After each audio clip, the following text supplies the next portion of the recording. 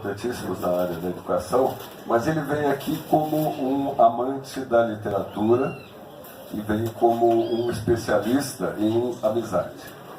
Esse mesmo. Eu queria, para te dar uma largada, um tema de largada para você fazer esses comentários, só repetir um pouquinho o que a Wanda acabou de dizer, que é uma profissão de fé literária e pessoal, em que ela diz que eu não conto histórias, eu conto histórias para quem nada exige e para quem nada tem, para aqueles que conheço, os ingênuos, os pobres, os ignados, sem erudição nem filosofias. Sou um deles, participo do seu mistério. Essa é a única humanidade disponível para mim. Quem me dera escrevesse com suficiente clareza, profundeza, mas simplesmente para ser entendida pelo simples e ser o porta-voz dos seus anseios. Obrigado, Joaquim. Obrigado a todos. Esse texto que o Joaquim está lendo está aqui na minha mão. Eu iria ler com vocês e ler para vocês. Esse aqui é um livrinho que eu fiz em homenagem para Ruth Guimarães, que nós chamamos todos desde criança Dona Ruth. Porque eu conhecia desde menino, ela ia em casa, eu ficava conversando com meu pai, eu ficava espiando as conversas. E depois foi minha professora, sabe? Eu estava com essa memória, assim, uma dessas memórias que constituem a vida da gente. Foi minha professora no ginásio, que seria hoje o primeiro ano do ensino, né, assim, seria o 6º ano do ensino fundamental hoje, né? E por isso que o Joaquim fez essa delicadeza, essa generosidade de dizer que eu, né, sou amigo desde pequeno. Sempre desejei ser amigo desde sempre deles, né? Vi o Joaquim realmente menino, vi muitas histórias, então fiz esse pequeno ensaio. Está aqui, o Joaquim tem, se vocês quiserem conhecer, é uma alegria, se vocês puderem conhecer. E esse pedacinho eu ia ler, porque é um momento em que a Dona Ruth, fala de si mesma, fala da sua obra. Ela não era de muitas palavras sobre si mesma, viu? Ela tinha grandes silêncios, graves silêncios. Às vezes ela ficava sentada do nosso lado, longamente em silêncio. Eu vou mudar a sequência inteira, eu peço licença para vocês, do que eu ia falar, por causa do Joaquim desse pedaço tão bonito. Eu tô com um banner aqui, de uma imagem que um menino de Cachoeira, um grande artista, um grande pintor desses desconhecidos, fez e levou para ela. Ele levou, o original está aqui, viu? A partir de uma fotografia que está ali no Instagram. Ele levou, entregou, sem avisar. Por favor, Joaquim, olha. Isso é um retrato a partir de uma foto do Botelho, esposa e companheiro de décadas de Ruth Guimarães, que fez dela. E aí, o dia que o João foi lá e entregou o original, que eu queria muito que vocês conhecessem, a foto inclusive está ali, o João me disse ontem de manhã ainda, pensando nesse encontro nosso, nesse momento que eu estaria com vocês, eu disse a ele que faria essa evocação. Ele disse que entregou, e aí a Dona Ruth Guimarães, se sentou do lado dele e eles ficaram um tempão em silêncio. Aí ele lembrando, era o jeitão dela, sabe? O jeito. O Graciliano Ramos falava que nós temos um jeito, vocês lembram? Cada um tem o seu jeitão. O jeitão dela era assim, de grandes silêncios. Ela sempre viveu com as palavras, mas amava o silêncio. Diz que eles ficaram um tempão sentados. Depois ela falava um pouquinho, mais silêncio, grande silêncio. E o João me disse uma coisa, que essa é a 4ª evocação desse breve primeiro momento, mas vai ser a primeira. O João falou assim, e nós, ao lado dela, no silêncio com ela, sentimos uma imensa segurança, uma imensa serenidade com a vida. Acho muito importante saber disso. Havia uma serenidade muito grande. O pai do Joaquim, o Botelho, companheiro dela por décadas, sempre me dizia, ele dizia assim, ela tem uma força de granito, ela é um bloco de granito, na tenacidade, na força pela vida, na luta pelos ideais, na capacidade de manter os ideais, ele dizia isso, e era assim mesmo.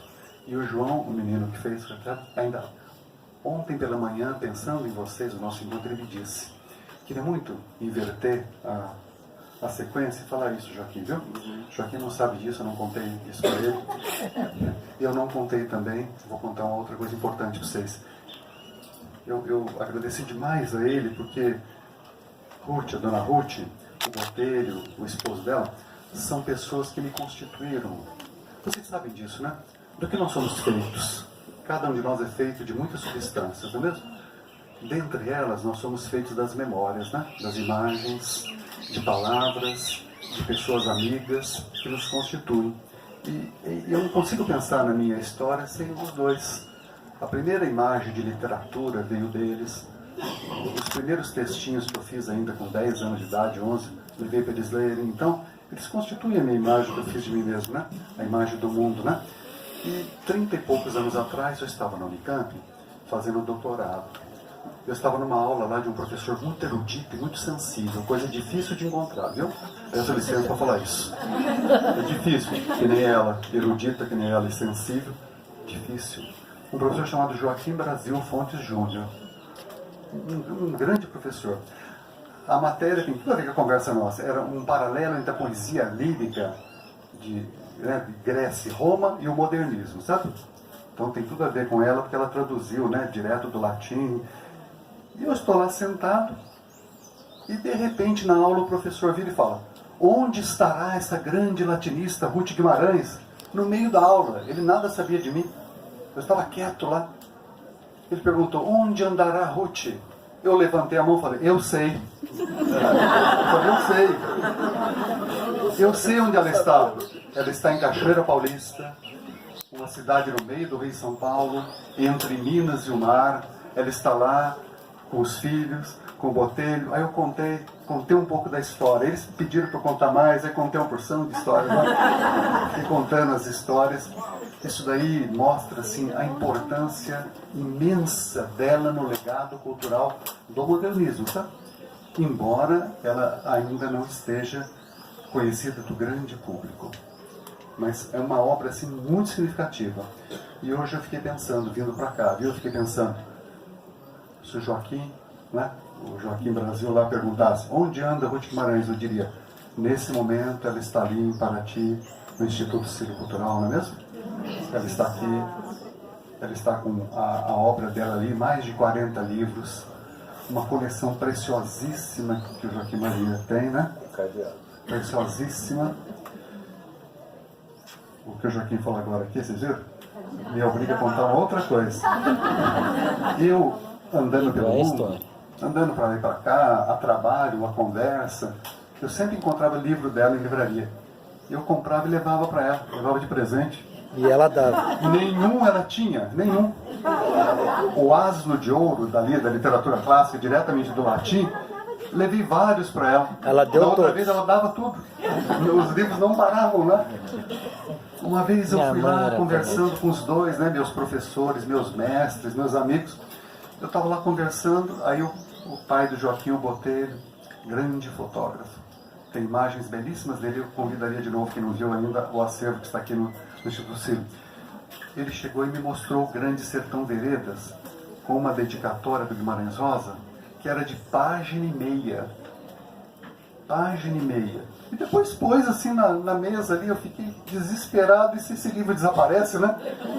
E se ela dá esse livro? Ela não basta dar esse livro. Não era assim mesmo? Por isso que ele brincou aqui, não sei se vocês ouviram, né? Que a coleção está ali com um cadeado, né? Porque ela sempre teve esse jeito assim, muito aberto, muito generoso, né? Eu queria fazer mais uma evocação. 20 anos atrás, ia acontecer uma homenagem para o Antônio Cândido. A USP ia fazer uma homenagem especial para ele. E ela disse que queria ir. Aí, resolvi ir com ela.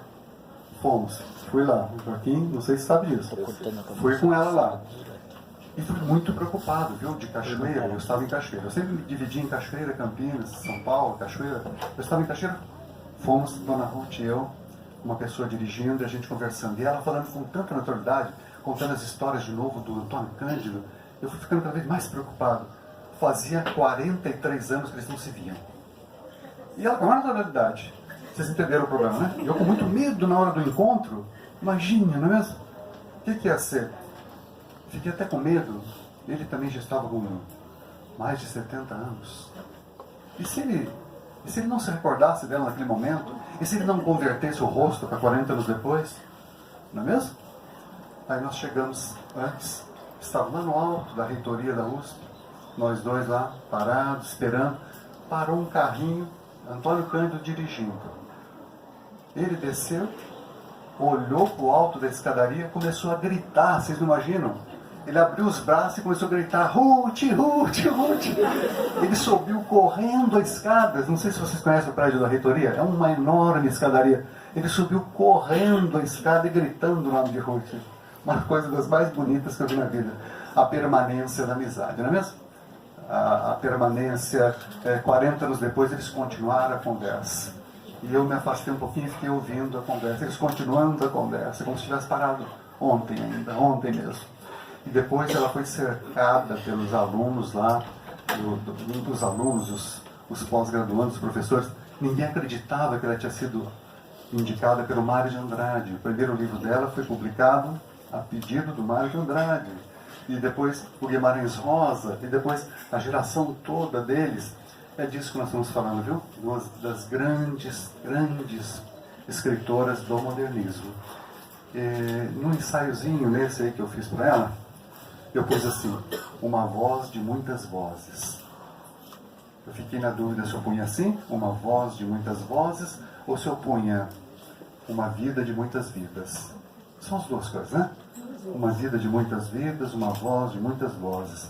Aí, daqui a pouco eu conto mais um pouco. Tem mais 2 pedacinhos, fora que o Joaquim já leu, né? Tem mais 2 pedacinhos. Eu queria só falar mais uma coisa com professora. Esse relato eles não sabem também, nunca contei para eles. Seria, né, 6º ano hoje. Ela chegou para dar aula de português, né? E eu estava lá. Eu não sei se vocês se lembram onde vocês sentavam. Vocês lembram na escola? Sempre pergunto para a professora, onde vocês sentavam? É interessante, sabe? Vocês não têm ideia onde os professores sentavam, a maioria absoluta. Eu estava lá sentado, ela chegou. Ela chegou e propôs um trabalho para nós. Sabe o que era o trabalho de português? Para que nós pesquisássemos cores. Ela queria 10 azuis, 10 verdes, 10 vermelhos. Nós saímos pesquisando direto, olhando as coisas, olhando a vida vivida e conversando com as pessoas. Porque tem muitos azuis, muitos verdes, muitos vermelhos, muitos amarelos. Segundo trabalho de português, apelidos de cachoeira. Ela queria que a gente conversasse para descobrir os apelidos. Porque os apelidos contam as histórias. Os apelidos trazem a imaginação. Os apelidos trazem a cultura popular. E a partir dessas 2 pesquisas, começou a nossa conversa de aula de português.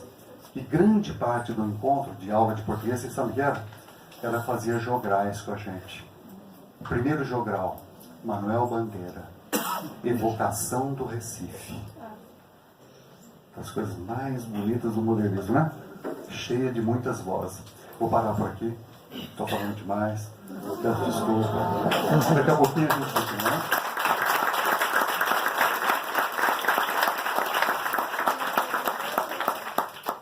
É uma delícia ouvir o seu Helena, né? Eu queria propor agora, na verdade é só uma proposta para que o Lázaro comente um pouco, porque eu queria apontar 2 traços marcantes da literatura da Ruth, que de certa forma se aproximam do seu trabalho como ator e como, especialmente nesse seu envolvimento como ativista cultural, como pesquisador da cultura brasileira, né? O primeiro passo é essa interpenetração do erudito com o popular. Quer dizer, você falar de coisas profundas, de filosofia e de linguística, etc., mas falando simplesmente para ser entendido. E a minha mãe escreveu a vida inteira para ser compreendida, né? Isso, porque, de uma certa forma, essa interpenetração do erudito popular resulta na educação e elevar a educação. E o segundo traço é o registro da oralidade, porque a gente sabe que o fonema precede a sílaba. Quer dizer, a gente aprende a falar primeiro para depois aprender a escrever. Isso é histórico, isso é milenar, mas de certa forma, a oralidade revela a alma, revela a carga cultural que a gente traz. Então, quando a gente vai falando e transmitindo oralmente as nossas coisas, a gente vigia, a gente observa e a gente preserva a nossa cultura. Tá? Então, eu queria te pedir que você considerasse um pouco essas questões, essas funções que o artista tem na sociedade. Pergunta difícil. Boa tarde, gente. Boa tarde. Eu vou copiar também, ficar em pé para a gente se ver melhor. Primeiro eu quero começar agradecendo o convite para estar aqui. Modesta e humildemente aceitei, porque o que tem acontecido aqui nessa Flip é um encontro delicioso a cada momento, nas esquinas com as pessoas, nas mesas, e uma celebração constante à palavra. Eu acho que é um pouco sobre isso que você está falando, o sentido e o valor da palavra, das palavras. Às vezes eu tenho a sensação de que as palavras estão sendo muito maltratadas hoje em dia. A gente chama de gênio qualquer pessoa, a gente diz que odeia o outro muito facilmente, a gente usa empoderamento até gastar a palavra e a gente perdeu o sentido dela. A gente faz com que a profundidade que tem o sentido de uma palavra seja esquecido. A gente acha que consegue descrever o outro em 124 palavras no Twitter, caracteres na verdade, né? No Twitter, quando as palavras são muito mais potentes e complexas do que isso. Foi muito bonito chegar aqui hoje e entrar ali na exposição e ler trechos da obra de Ruth ou dos pensamentos dela, porque ali eu encontrei justamente esse sentido mais profundo das palavras e de uma maneira com a qual eu me identifico muito. Eu acho que a comunicação também precisa ser simples, apesar de ter muitos sentidos as palavras, mas a gente precisa ser simples e aceitar a nossa oralidade também e valorizá-la, não é isso? Não estou aqui fazendo não sou contra os estrangeirismos, não estou falando que Lima Barreto já tinha falado há muito tempo atrás, mas eu acho que a nossa comunicação e a oralidade são muito poderosas, porque muitas vezes, mesmo sem uma técnica acadêmica, os saberes são passados dessa maneira. O meu livro, já que você trouxe ele para essa conversa, Na Minha Pele, tem muito disso. Tem uma busca de entender o que é que minhas avós falavam e que eu não sabia de onde vinha. Entender a minha história, entender o que é que eles queriam dizer. E essa cultura oral é o que formou a ilha de onde eu venho e que eu encontro aqui também, no trabalho da Ruth. Fico muito feliz porque a gente está aqui podendo hoje pensar nas palavras, se olhar no olho e a partir daqui todo mundo ser um embaixador também da obra da Ruth, que eu acho importantíssimo, já que ela não é tão conhecida quanto mereceria. Então, vou parar por aqui para também não me estender muito, mas esse agradecimento e filosofia simples serve como introdução para o nosso papo. Obrigado.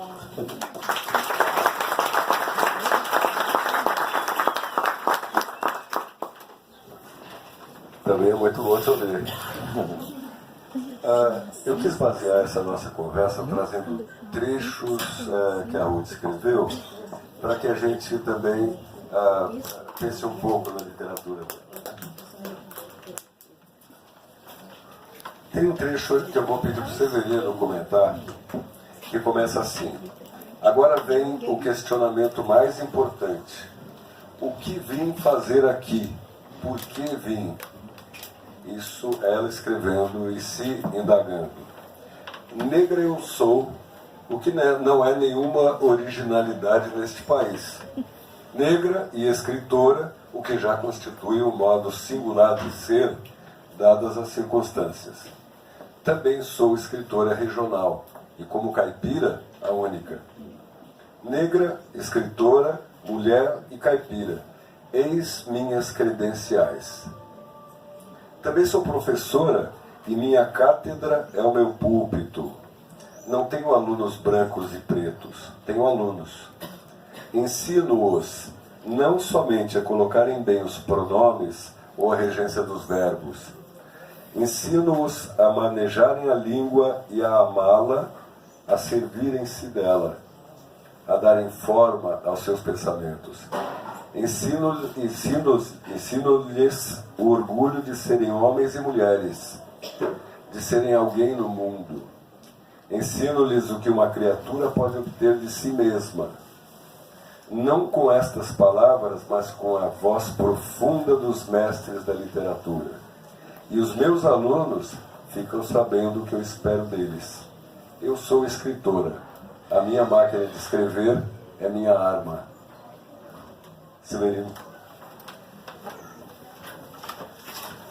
Essa fala ensina os alunos a dar forma para o pensamento. Era a fala dela para justificar a gramática, viu? Havia uma resistência muito grande àquelas antigas aulas de análise sintática. Não sei se vocês pegaram isso. Pegaram? Antes da emergência do texto na sala, Não peguei, não. se ensinava muito análise sintática. E diante da recusa de vários alunos, ele dizia isso. Precisamos dar forma para o pensamento. Precisamos ter um mínimo de clareza, um mínimo de organização lógica. Isso viria pela gramaticalidade. E é interessante, Joaquim e Lázaro, e todos vocês, ela sempre conviveu com formas clássicas, inseparavelmente das oralidades. É muito interessante isso. A segunda parte do ensaio, eu tento falar assim, as dualidades da literatura da Dona Ruth. Mas não é um dualismo que uma coisa nega a outra. São pedaços inseparáveis, viu? Vocês imaginam? O grande amor literato dela era o Machado de Assis, Dom Casmurro. Ela leu com 9 anos e disse que nunca mais deixou de escutar a música das frases do Machado. A música. Mas o Machado não das digressões, o Machado conciso. Aquela palavra exata, a frase definitiva, curta, de muitos sentidos. Ao mesmo tempo, ela escutava a voz de todos aqueles homens, mulheres, velhos, crianças que fazem a cultura caipira, a cultura do Vale do Paraíba. E ela sempre buscou juntar a fala viva, a palavra viva da vida cotidiana, que traz as pessoas, as histórias. Agora há pouco eu perguntei para vocês, não é mesmo? De que nós somos feitos. Talvez, antes de mais nada, nós somos feitos de palavras. E as palavras nos revelam, as palavras nos mostram, as palavras nos criam, as palavras desvendam o mundo, criam mundos. Ela trazia essa palavra. Ao mesmo tempo, ela buscava a palavra clássica, a palavra com grande rigor de pensamento, no modelo, no estilo, né, no modelo machadiano. É muito interessante isso. E agora há pouco, Joaquim conversava com Lázaro ali, lembrando uma polêmica dela com Guimarães Rosa. O Guimarães, numa outra dedicatória para ela muito bonita, que está ali também, que eu pus aqui, fala assim: para Ruth Guimarães, parenta minha, é muito bonito, né? Você lembra que parenta minha, que escreve como uma fada, muito afeto por ela. Depois eu queria mais tarde fazer um comentário. Para nós, em vez de fada, ela era a bruxa, com poderes alquímicos da palavra, né? Ela era a nossa bruxa. E passou até o final da vida, com quase 100 anos, preparando o romance da bruxa, que ela não percebeu que era a vida dela. Joaquim, eu entrava lá na casa dela, em Cachoeira, e perguntava: Dona Ruth, e o romance da bruxa? E na verdade ela estava vivendo isso. O romance da bruxa é a biografia dela, é a história dela. Guimarães Rosa põe lá, que escreve como uma fada, né? Mas ela era muito brava também, viu? Ela era assim, firme e brava. Ela dizia que era um absurdo inventar palavra na literatura. Ela me dizia várias vezes: a palavra é viva, a palavra é da comunidade, a palavra é feita para as pessoas, a palavra é da sociedade. Cada palavra tem que ter história de vida na vida das pessoas. Por isso o amor é a oralidade, né? Não é mesmo? Mesmo não concordando necessariamente com essa posição, mesmo amando as criações verbais do Guimarães Rosa, é muito bonita essa posição, não é isso? A palavra é viva, a palavra emerge, tem raiz na vida, e na vida da comunidade, e na vida das pessoas que nunca têm voz, que nunca são nomeadas, nem nos livros, nem nos textos oficiais. Isso é a matéria viva da literatura dela. Não é mesmo? A matéria mais viva é dessas pessoas que fazem a humanidade, trabalham anonimamente para que o mundo continue e nunca tem a sua voz trazida nos textos. Ela trouxe essas vozes. Nesse sentido, ela é extremamente contemporânea, nessa busca de trazer a voz dos que têm a sua voz silenciada. Não o silêncio criador, mas o silêncio de não serem escutadas. Uma dualidade dela é essa, é muito importante, queria ressaltar aqui.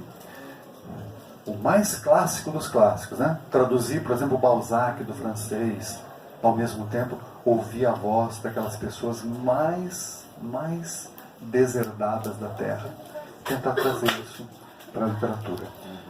Isso, na verdade, é trabalhar para a humanidade, sabe? A literatura, a arte, trabalham para a humanidade. Isso é patrimônio da humanidade. Por isso que tem que ser conhecido por todos, tem que estar na vida de todos. Uma vez, por circunstâncias de vida, eu participei de um livro didático, pus um texto dela, não sei se o Joaquim sabe, Joaquim? Pus um longo texto dela, pus um pedaço de um conto dela, para que as pessoas pudessem ler, para que formasse leitores, para que despertasse o amor à literatura. Nós estamos aqui na Flip, que é um dos momentos de amor à palavra, à literatura, né? A literatura não desaparecerá. A arte não desaparecerá. O livro não desaparecerá, porque eles fazem viver. Eles têm vida. Eles trazem sentido para a vida. Agora há pouco o Lázaro falou de sentido, não é mesmo? Tem sentido. E tem sentido em vários sentidos da palavra sentido. Eu gosto muito de lembrar isso. Só para homenagear quem amava a língua portuguesa, que é a Dona Rui. Vocês sabem quantos significados a palavra sentido tem em português? 18. Em todos os 18 a literatura faz sentido. Eu queria lembrar 3 desses 18. Primeiro, sentido como significado. A vida não é aleatória, tem significado. Criado na história vivida de cada um. Segundo, significado da palavra sentido. Rumo, caminho. A literatura mostra que nós temos um destino comum sendo feito. Existe uma história coletiva e pessoal sendo elaborada. Terceiro significado da palavra sentido, sentimento. A literatura e esse, por exemplo, esse momento muito forte que acabou de ser lido por Joaquim, traz o sentimento de que nós estamos vivos. Nós nos sentimos vivos com a literatura. Nós nos reconhecemos uns aos outros. Nós nos reconhecemos nos outros. Por isso a literatura não desaparecerá, eu acho. Como o livro não vai desaparecer. 40 mil anos atrás nós escrevíamos na parede, você lembra? Pintávamos na parede das cavernas, fazíamos esculturas grávidas, de mulheres grávidas, fazíamos flauta com um pedaço de osso de passarinho, 40 mil anos atrás. Isso não desaparecerá. Principalmente porque juntamos o patrimônio erudito da humanidade com a fala viva das pessoas que nunca mais seriam ouvidas, nunca mais teriam a sua voz permanecendo se não fosse pela literatura, como por exemplo nos contos da Dona Ruth, no Água Funda. Água Funda, o primeiro livro dela, aos 20 para 21 anos de idade, vocês imaginam? Como que é possível, Joaquim? Faz de conta que eu sou mediador. Agora eu estou perguntando, como que é possível? Não é mesmo? Ah, como que é possível? Não é mesmo? Vou passar de volta a palavra, só lembrar mais uma cena. Eu lá, né, no ginásio, com 11 anos, quando a Ruth entrava para a aula, algumas vezes ela vinha com uma cesta. Sabe o que tinha na cesta? Uma criança de 1 ano. Eu achei que era o Joaquim. Conferi agora há pouco a idade dele ali, ele não sabia por que eu ia falar isso. Vocês imaginam uma aula dessa? Ele entrava com a criança, deixava lá, no meio da aula, no meio das nossas pesquisas lá, as várias cores do azul, as conversas do geográfico. Aí ia lá, atendia a criança, voltava, e seu pai ia lá, pegava. E eu estava tentando descobrir agora há pouquinho quem era essa criança na sexta. Aí pela idade o Joaquim era a Rovana. A Rovana. A Rovana, um dos 9 filhos, tá vendo? 9 filhos, hein? 9 filhos. Isso não é trabalho para a humanidade também? 9 filhos. Você é capaz de ter 9 filhos? O Joaquim não vai falar isso, porque hoje nós estamos aqui celebrando a Dona Ruth, a Ruth Maior. Mas ele fez um livro das cartas da Rovana, essa irmã dele, que eu vi pequenininha no meio das aulas de português, em que a vida se misturava com as palavras com a vida, né? Aquela criança ali, os textos, Machado de Assis, aquela criança. Ele fez um livro das cartas dessa irmã. Não é mesmo, Joaquim?